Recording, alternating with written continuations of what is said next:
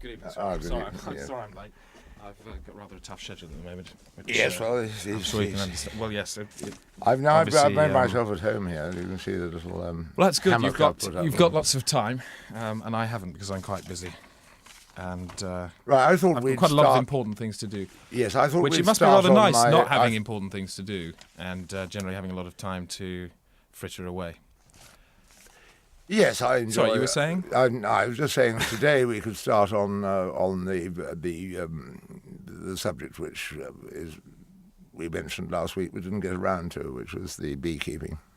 Sure. Okay. Well, I'll tell you what. I mean, I've got quite a few Since anecdotes yours- because I started off with just one bee and Are we rolling? Yeah. used it to attract another bee and eventually got a swarm going. And it's quite an interesting anecdote. It sounds dull to me, actually. Well, it's very lifelike.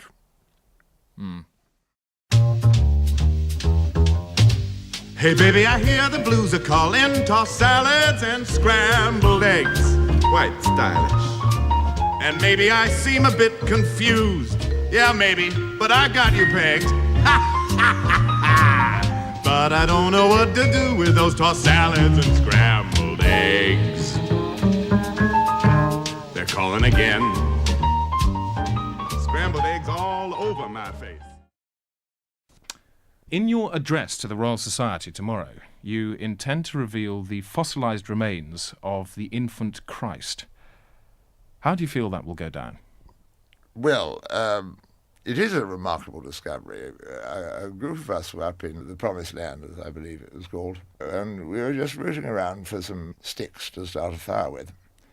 And by some accident, this tiny little form had been preserved perfectly. So I picked it up, put it in my knapsack, and brought it home and had it scientifically examined at my institute. It's Christ at the age of about 9 months.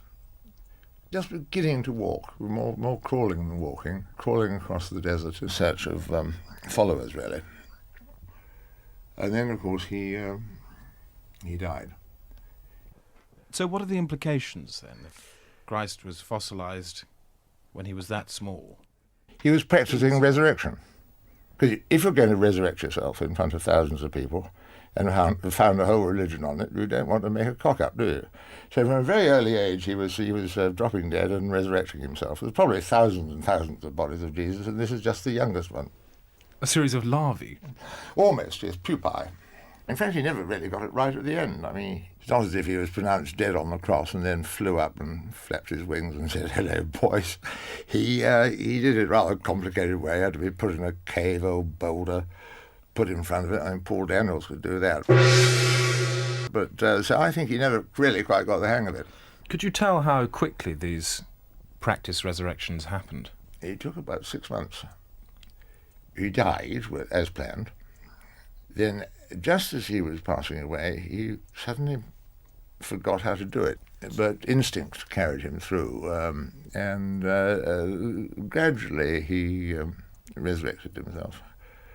By which time he was under the sand because of the wind, and he not only had to resurrect himself, he had to fight his way to the surface, and of course died whilst doing that.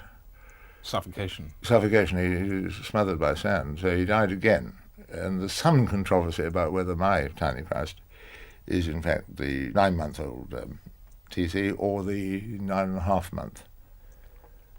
This fits in with your theory that as Christ practiced resurrection throughout his life, he didn't do it flawlessly, did he? He produced several of himself at once. Well, there was a time when he overdid it and reproduced 18 other Christs.